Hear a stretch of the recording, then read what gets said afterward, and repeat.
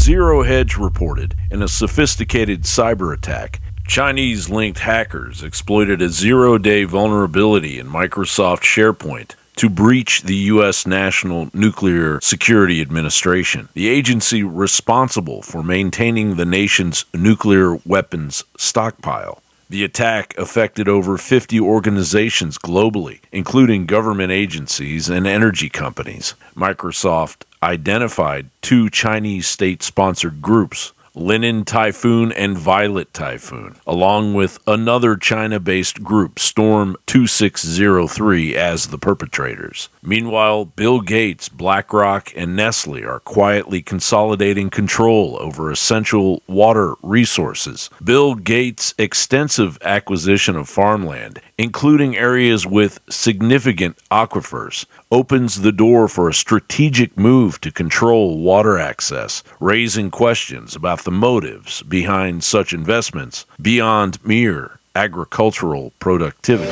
Over 2.5 billion people have no access to safe sanitation. We asked brilliant engineers to help us solve this problem. And one of those engineers actually has proposed a solution where the waste is valuable. Chinese investors are gobbling up America's heartland, and the alarm bells are finally ringing. As of 2023, the USDA reports a staggering 383,935 acres of U.S. soil in the hands of Chinese entities, farmlands, forests, key spy locations. Hey, I'm at the Nashua Airport, and just want to show you, here's a long runway. And across the street is Daniel Webster College, right here. There are some buildings rented out and purchased by Chinese nationals 2018. And combined with that, the water bottle plant that the richest man from China bought it in Nashua. So both locations are within 100 miles radius to Joint Base in Cape Cod.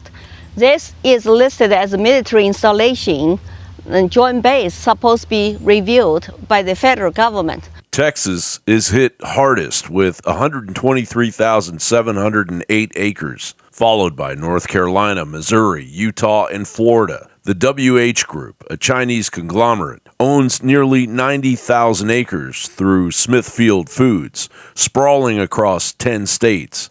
But it gets worse. The Fufeng Group's shady 370-acre grab near North Dakota's Grand Forks Air Force Base and a Chinese billionaire's 100,000-acre Texas wind farm scheme were fortunately stopped cold by state law, revealing a full-blown national security threat. The Chinese group called Fufeng purchased 300 acres to build a corn mill factory within 10 miles of this Air Force Base.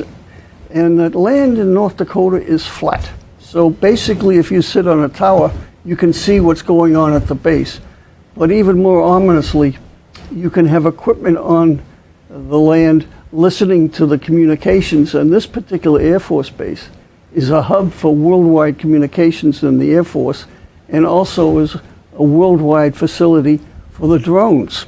If the Americans can't buy land in China, then the Chinese should not be able to buy land in America. The sleeping giant has been slowly waking up, and now in July of 2025, President Trump's National Farm Security Action Plan dropped a bombshell, banned Chinese and other hostile nations from buying our farmland and claw back what they've already got. Another one of President Trump's greatest accomplishments was the groundbreaking United States-Mexico-Canada trade agreement that replaced NAFTA, improved supply chain resiliency, and put America's farmers first.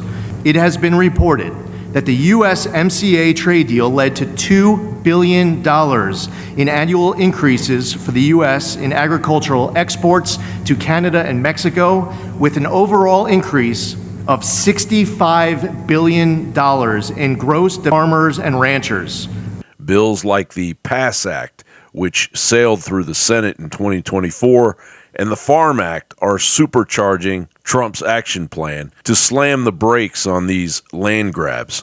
The Prohibition of Agricultural Land for the People's Republic of China Act is a direct shot at the CCP's influence. 14 states from Arkansas to Florida are stepping up, blocking CCP-linked purchases near military bases to stop potential espionage and protect our food and energy security. A third of the properties in the state of Maine that would go on to become illegal Chinese marijuana grow houses were purchased using mortgages through a program called the Community Development Finance Institution. It's a designation that you give to banks. The entire purpose of the program is to help marginalized communities access financing. Why would we be helping foreign nationals buy in places where there's a housing crisis and the people who are born there can't find a house to live in?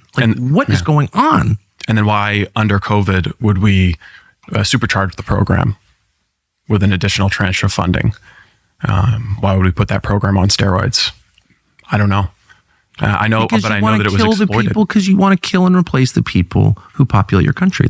Replace them with other people, obviously. Yeah. The stakes couldn't be higher. Will America and its allies reclaim their sovereignty or fall deeper into China's trap? The clock just keeps on ticking. The Pacific Palisades fire, which, if the insane news cycle buried it from your memory, began on January 7th, 2025, and caused massive destruction across the Pacific Palisades, Topanga, and Malibu, with nearly every structure north of Sunset Boulevard in Pacific Palisades being obliterated, causing severe air pollution in Los Angeles. The crisis was compounded by water supply issues, as 20% of fire hydrants in the more elevated parts of Pacific Palisades ran dry. The containment efforts reached only 8% by January 31st of 2025 after 24 days of battling an inferno that 7 months later is still being investigated as arson. In the aftermath, Governor Gavin Newsom signed Senate Bill 549 into law. This legislation grants Los Angeles County the authority to purchase fire-destroyed lots at minimal cost, a decision that directly contradicts Newsom's previous statements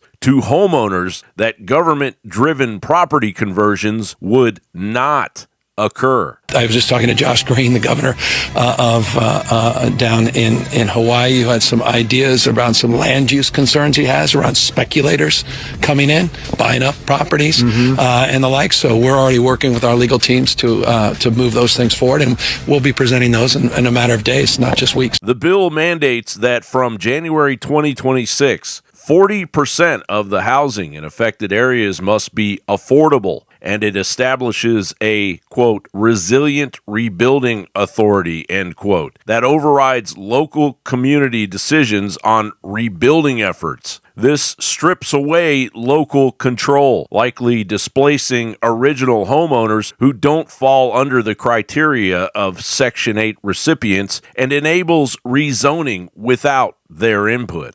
The people that are in charge of this bill, they're the people in charge of letting the whole town burn down, okay? You can say whatever you want, but all their decisions, all their negligence, all that, that's why we have no town in the Palisades. Why will we ever have them in charge of rebuilding what they let burn down? With SB 549, the authority can buy back land and offer it first to original owners. But if they cannot afford it, they lose their homes permanently, setting the table for Smart LA 2028, led by the City of Los Angeles' Information Technology Agency, a government technocracy that is building the 2028 Olympics on the charred remains of its citizens' homes.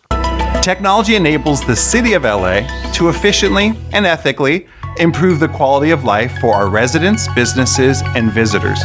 In other words, when done right, technology makes us smarter.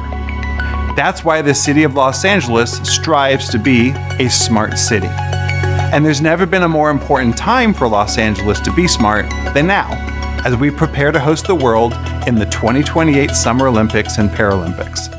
Meanwhile, the LA Rises public outreach campaign, launched by the survivors to support recovery efforts, is undermined by Newsom's policy shifts, which prioritize government control over the restoration of homeowner rights and local autonomy. What they're proposing is a separate government entity to be comprised of political appointees, not people elected by you, who would have centralized authority over construction permitting, development, land acquisition, and other key decisions that will shape the future of the Palisades. In this brave new world, the people of Pacific Palisades are not rebuilding their lives. They are being rebuilt by a government that ignored their cries for help and sees opportunity in their suffering, an opportunity with motive. It's like California's being run by a criminal operation, and the goal is the biggest land grab in the history of the United States of America. But the question isn't whether this was planned, it's whether the people of California will stand idly by as their homes, their rights, and their futures are consumed by the same fire that started it all. Their time to take a stand is today, and it isn't tomorrow. In an era where speaking truth can lead to suppression, especially on sites like YouTube, a place to share uncensored news is important. If you found this video valuable, subscribe to Anon News, our free newsletter. The link is in the description.